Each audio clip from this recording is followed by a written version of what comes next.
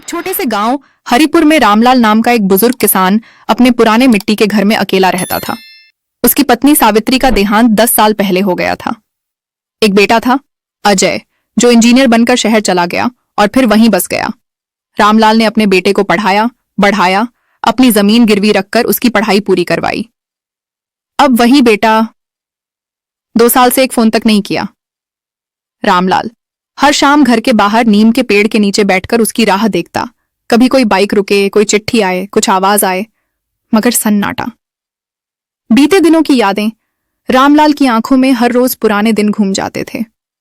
वो कैसे अजय को हाथ पकड़कर स्कूल ले जाते थे, कैसे उसकी मां सर्दियों में स्वेटर बुनकर देती थी। वो दिन जब अजय का इंजीनियरिंग में दाखिला हुआ, पूरे गांव ने मिठाई खाई थी।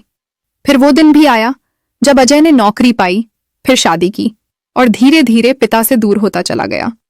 पहले हफ्ते में कॉल आता था, फिर महीने में एक बार। अब 2 साल से खामोशी थी, अकेलापन और उम्मीद।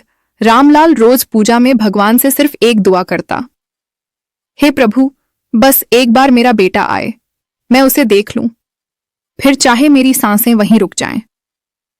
वो चिट्ठी लिखता, फिर खुद ही फाड़ देता, सोचता, शहर वाले बेटे को अब गांव की स्याही से लिखे खत में क्या दिलचस्पी होगी। गांव में त्योहार आते, सबके बच्चे घर आते, मगर रामलाल का आंगन सूना रहता। पड़ोसी पूछते, चाचा अजय कब आ रहा है? तो रामलाल मुस्कुराकर कहता, बस अगले महीने जरूर आएगा। बीमारी की दस्तक। फरवरी की ठंडी शाम थी। रामलाल खेत से लौटकर आया तो बहुत थका हुआ था, उसे बुखार था। अगले दिन गांव के वैद्य ने देखा और कहा, कुछ कमजोरी है, आराम करिए। मगर बुखार कम होने की जगह बढ़ता गया। रामलाल की तबीयत बिगड़ने लगी। अब वो नीम के पेड़ के नीचे नहीं बैठ पाता था, चुपचाप बिस्तर पर लेटा रहता। पोस्टमैन और आखिरी खत। गांव के पोस्टमैन हर मंगलवार को चिट्ठियां बांटते। रामलाल उन्हें रोज टकटकी से देखता। एक दिन पोस्टमैन आए तो रामलाल ने कहा, रामू, एक खत ले जाओगे मेरे बेटे अजय को? पोस्टमैन ने सिर झुका दिया। चाचा आप बोलो, मैं पहुंचा दूंगा। रामलाल ने कांपते हाथों से खत लिखा, प्यारे बेटे अजय, तू बहुत बड़ा आदमी बन गया। मेरा सिर गर्व से ऊंचा है, पर यह दिल तुझे बहुत याद करता है। 2 साल हो गए, तेरी आवाज भी नहीं सुनी। शायद तू बहुत व्यस्त है। मुझे तुझसे कोई शिकायत नहीं, बस अब यह शरीर साथ नहीं दे रहा। डॉक्टर कहता है कुछ दिन की बात है, अगर हो सके तो आ जाना। तेरे इंतजार में मेरी आंखें सूख गई हैं। तू आएगा ना बेटा? एक बार बस, तेरा पिता रामलाल। पोस्टमैन ने वो खत शहर भेज दिया। बेटा आएगा या नहीं? रामलाल की तबीयत अब बहुत खराब हो चुकी थी। गांव वालों ने अजय को फोन किया, मगर उसका फोन स्विच ऑन ऑफ था। रामलाल की सांसें अब धीरे धीरे टूट रही थीं।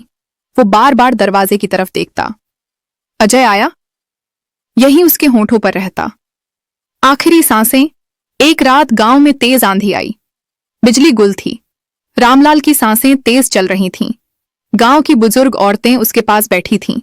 तभी नीम के पेड़ पर एक पत्ता गिरा। रामलाल ने अपनी आंखें खोली, दरवाजे की तरफ देखा, एक आह भरी और कहा, बेटा आ गया। और उसकी आंखें सदा के लिए बंद हो गईं। कुछ देर बाद सुबह हुई।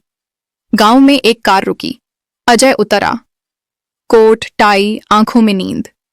पत्नी और बच्चा साथ थे। गांव के बच्चे चुपचाप उसे देखते रहे। जब वो घर पहुंचा, देखा पिता को सफेद कपड़े में लपेटा जा चुका था। पोस्टमैन ने कहा, अजय, अगर तू 2 दिन पहले आ जाता। अजय वहीं फर्श पर गिर पड़ा। पापा, माफ कर दो, मैं आ गया। पापा, एक अधूरी चिट्ठी। अजय ने पिता के कमरे में जाकर टेबल पर वो खत देखा। उसके नीचे एक और अधूरी चिट्ठी पड़ी थी। बेटा अजय, पता नहीं तू आएगा या नहीं, लेकिन मैं जानता हूं तेरा दिल नरम है। अगर कभी ये खत तेरे हाथ में आए और मैं न रहूं तो खुद को मत कोसना। बस मुझे इतना पता है, मैं तुझसे बहुत प्यार करता हूं। अजय फूट फूट कर रो पड़ा। सीख, समय बहुत तेज चलता है। माफी मांगने से पहले, प्यार जताने से पहले अगर हम देर कर दें तो केवल पछतावा रह जाता है। माता पिता हमेशा हमारा इंतजार करते हैं, लेकिन उनकी सांसों की डोर बहुत पतली होती है। कभी भी इतना व्यस्त मत हो जाओ कि अपनों की आवाज अनसुनी हो जाए। कहानी पसंद आए तो लाइक, कमेंट, शेयर और सब्सक्राइब करना न भूलें। HM Fan व्लॉग चैनल को धन्यवाद।